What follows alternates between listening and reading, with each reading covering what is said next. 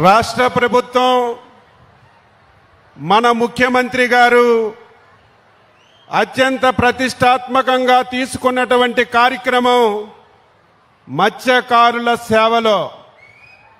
ఆ కార్యక్రమాన్ని రెండవ విడత అమలు చేయడానికి నెల్లూరు జిల్లా కావలి నియోజకవర్గానికి విచ్చేసినటువంటి మనందరి అభిమాన నాయకుడు, ఆదర్శప్రాయుడు, ఆంధ్రప్రదేశ్ అభివృద్ధి ప్రదాత, దార్శనికుడు, గౌరవ ముఖ్యమంత్రి గారు శ్రీ నారా చంద్రబాబు నాయుడు గారికి, వేదిక పైన ఉన్నటువంటి సహచర మంత్రివర్గ సభ్యులు, పార్లమెంట్ సభ్యులు, శాసనసభ్యులు, జిల్లా కలెక్టర్ గారు, నియోజకవర్గం నలుచెరగల నుంచి విచ్చేసినటువంటి నాకు తెలుగుదేశం పార్టీకి అత్యంత ఇష్టమైనటువంటి మత్స్యకార సోదరీమణులందరికీ పేరు పేరున శిరస్సు వంచి హృదయపూర్వకమైనటువంటి నమస్కారాలు తెలియజేస్తున్నాను.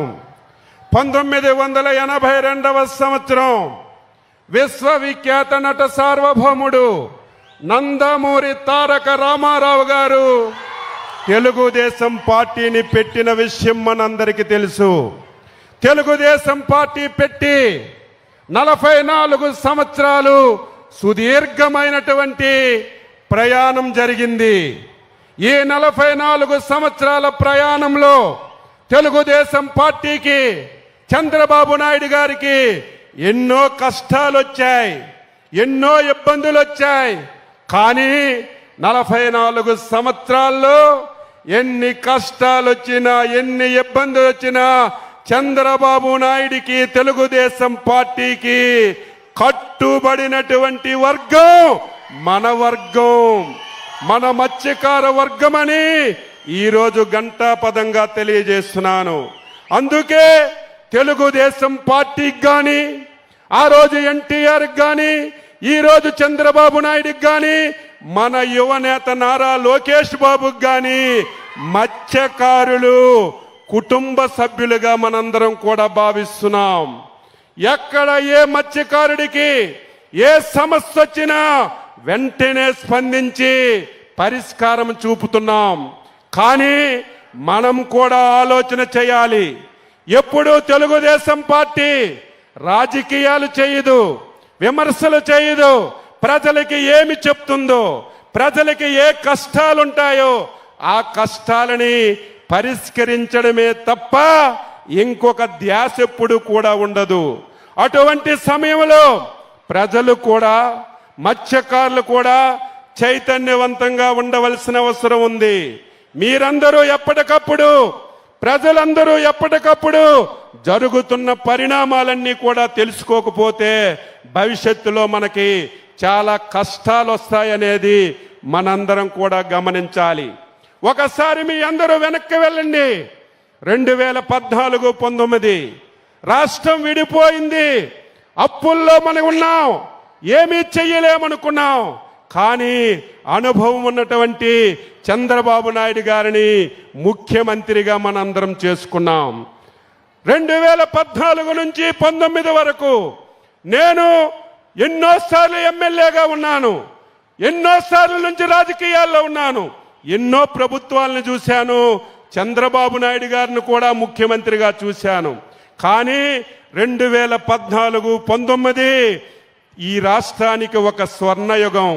అందులో మత్స్యకారులకి ఒక స్వర్ణయుగం లాగా 5 సంవత్సరాలు చంద్రబాబు నాయకత్వంలో తెలుగుదేశం ప్రభుత్వం పనిచేసింది. కానీ 2019లో ఒక దుర్మార్గుడు మాయ మాటలు చెప్తే, మన కులాల మధ్య చిచ్చు పెడితే, ఆచరణ కానిటువంటి హామీలు ఇస్తే ఒక్క యామరపాటుతో 2019లో ఈ రాష్ట్రంలో చంద్రబాబు నాయుడు గారిని ఓడించారు. ఆ ఓటమి చంద్రబాబు నాయుడిది కాదు, ఈ రాష్ట్రానిది, 5 కోట్ల మంది ప్రజలదని నేను ఈ సందర్భంగా తెలియజేస్తున్నాను. ఎందుకు ఈ మాట అంటున్నానంటే 2019లోనే మళ్ళీ చంద్రబాబు నాయుడు గారు ముఖ్యమంత్రి అయితే ఈసరికే ఈ రాష్ట్రం ఈ ప్రపంచంలోనే ఒక అగ్రగామి రాష్ట్రంగా తయారయ్యేది.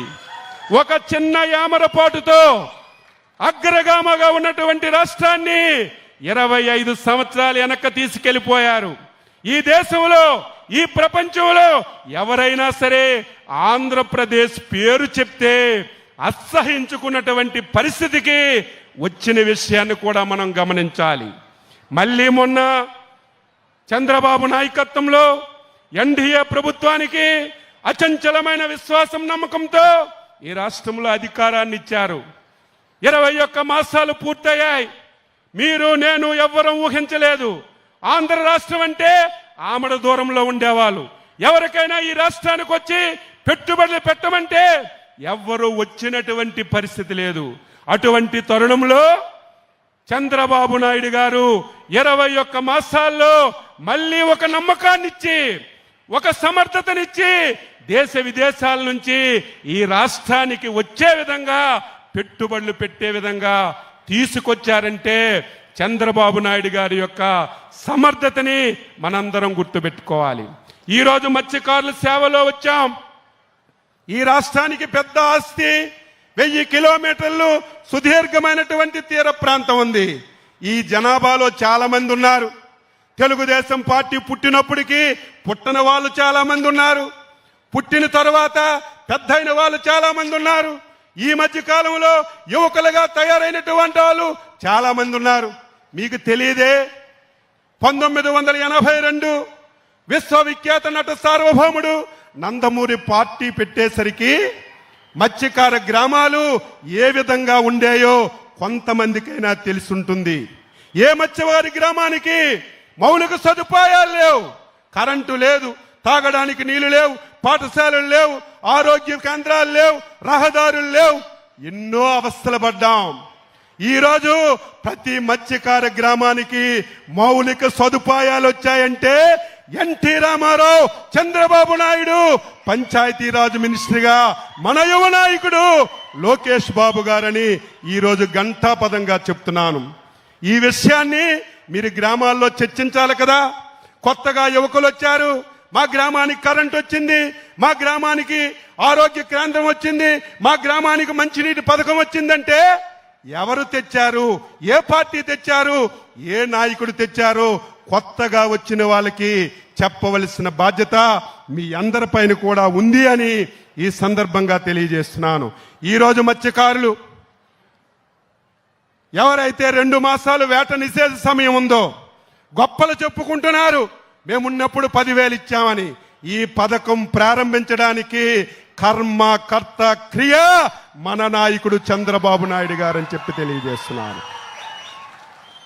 2014-19లో 4,000 రూపాయలతో ఈ పథకాన్ని చంద్రబాబు నాయుడు గారు ప్రారంభించారు.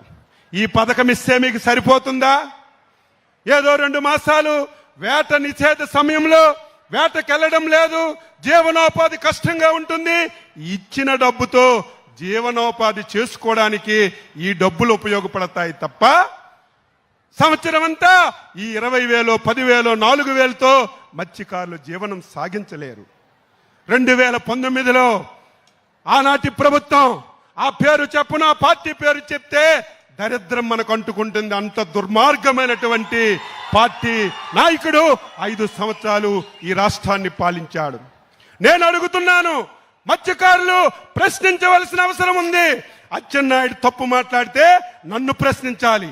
ఏ రాజకీయ పార్టీ అయినా, ఏ నాయకుడైనా అబద్ధాలు మాట్లాడితే గోబ గుయ్యమనిపించినట్టుగా మీరు వాస్తవాలు చెప్పకపోతే పని చేసిన వాళ్ళకి చైతన్యం రాదు, పని చేసిన వాళ్ళకి ఉత్సాహం రాదని ఈ సందర్భంగా తెలియజేస్తున్నాను.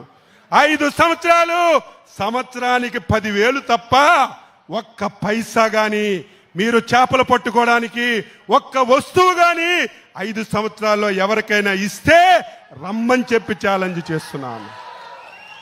ఎంత దుర్మార్గం అంటే ప్రభుత్వం ఇస్తున్నటువంటి ఆయిల్ సబ్సిడీ డబ్బులు కూడా బాకీలు పెట్టేశారు. ఇంకొక దారుణమైనటువంటి ఘటన, ఎవరైనా మత్స్యకారులు వేటకెళ్ళి ప్రమాదవశాత్తు చనిపోతే వాళ్ళ కుటుంబానికి 5 లక్షలు ఇవ్వాలి. ఎప్పుడు ఇవ్వాలి? వెంటనే ఇస్తే ఆ కుటుంబానికి ఉపయోగం. చంద్రబాబు నాయుడు గారు ముఖ్యమంత్రిగా బాధ్యతలు తీసుకున్నప్పటికీ ఈ రాష్ట్రంలో చనిపోయిన వాళ్ళకి డబ్బులు ఇవ్వలేదు, ఆయిల్ సబ్సిడీ ఇవ్వలేదు. ముఖ్యమంత్రి గారు ఒకటే ఆదేశించారు, ఆర్థికంగా మనకి ఇబ్బంది ఉన్నా, చాలా సమస్యలున్నా మత్స్యకారులు మన కుటుంబ సభ్యులు ఎంత పెండింగ్ ఉందో అంతా ఒక్కసారి మన ఆదేశాలు ఇస్తే అధికారం వచ్చినటువంటి నెల రోజుల్లోనే మీ అందరికీ ఆయిల్ సబ్సిడీ, చనిపోతే కుటుంబాలకు ఆర్థిక సాయం ఇచ్చి ఇప్పుడు చచ్చిపోయిన తర్వాత నెల రోజుల్లో 15 రోజుల్లో మీకు అందిస్తున్నాం. ఇది నిజమైన ప్రభుత్వం అని చెప్పి తెలియజేస్తున్నాను. 10,000 నుంచి 20,000 చేశాం. ఈరోజు సాక్షి పేపర్లో రాశాడు మేమేదో తగ్గించేస్తున్నామని. ఆ పేపర్కి ఒకటే, ఈ దేశంలో 140 కోట్ల మంది ఇది మంచిదన్నా ఆ పేపర్లో అది చెడ్డదని రాయడం ఆ పేపర్కి అలవాటైపోయిందని ఈ సందర్భంగా తెలియజేస్తూ 20,000 రూపాయలు ఇచ్చాం.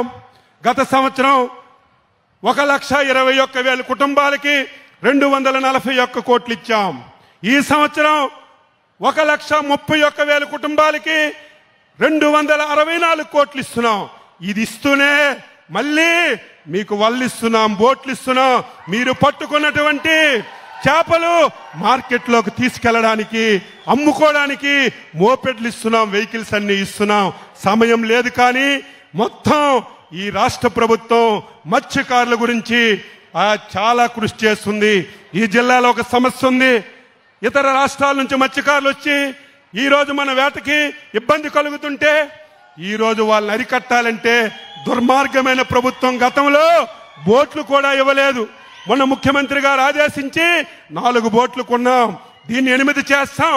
రేపు భవిష్యత్తులో ఇతర రాష్ట్రాల నుంచి ఎవరు వచ్చి మీ యొక్క సంపదకి ఇబ్బంది లేకుండా చేస్తామని ఈ సందర్భంగా తెలియజేస్తూ మీరందరూ కూడా నిరంతరం చర్చలు చేయాలి. ఏ ప్రభుత్వం, ఏ నాయకుడు, ఏ ముఖ్యమంత్రి పని చేస్తున్నారో వాళ్ళందరికీ నిరంతరం మీరు అండగా ఉండాలని, ఉంటారని చెప్పి ఆశిస్తూ ఇందులో భాగస్వామ్యం చేసి అవకాశం ఇచ్చినటువంటి ముఖ్యమంత్రి గారికి మరొకసారి హృదయపూర్వక అభినందనలు తెలియజేస్తూ సెలవు తీసుకుంటున్నాం. జై హింద్.